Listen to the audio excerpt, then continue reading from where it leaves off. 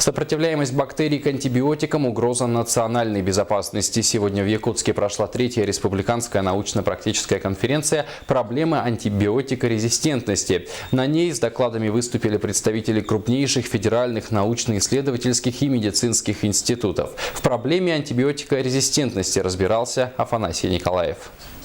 Проблема антибиотикорезистентности – это вечная борьба щита и меча. Причем на кону стоит выживание человечества. Ежегодно против постоянно мутирующих бактерий разрабатываются сотни видов антибиотиков. Но каждое, даже самое передовое лекарство, эффективно примерно на протяжении десятилетия. Но у каждого антибиотика своя судьба, и каждый раз, когда мы начинаем работать антибактериальным препаратом, мы надеемся, что хватает его надолго. Но в целом срок обращения трудно предсказуем, как правило, в пределах 10, чуть плюс-минус 2 года. Руководство страны понимает, что создание новых препаратов – вопрос национальной безопасности. Разработана и действует программа «Фарма-2020», направленная на развитие отрасли. Но в то же время понятно, что ни одно государство не сможет обеспечить само себя антибиотиками. Идет плотное международное сотрудничество. Как подчеркивают специалисты по антимикробной резистентности, финансирование этой отрасли никогда не бывает достаточным. Необходимо очень четко понимать, что финансирования никогда хватать не будет. Поэтому это та же самая проблема, которая есть во всех странах мира. Но вещь заключается в чем? Вещь заключается в том, что государство в последние годы и Министерство здравоохранения Российской Федерации в том числе делает все для того, чтобы в целом исследования в этой области продолжались и создавались новые антимикробные препараты.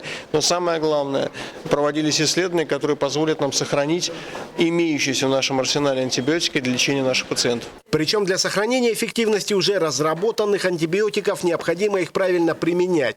Именно для этого и проводится научно-практическая конференция. Важнейшей проблемой является то, что население принимает антибиотики без назначения врача на свое усмотрение. Это серьезно сокращает срок эффективности препарата. У нас есть изобилие приема антибактериальных препаратов, то есть наше население занимается самолечением. И оттуда идет то, что у нас идет высокий рост антибиотикорезистентных микроорганизмов.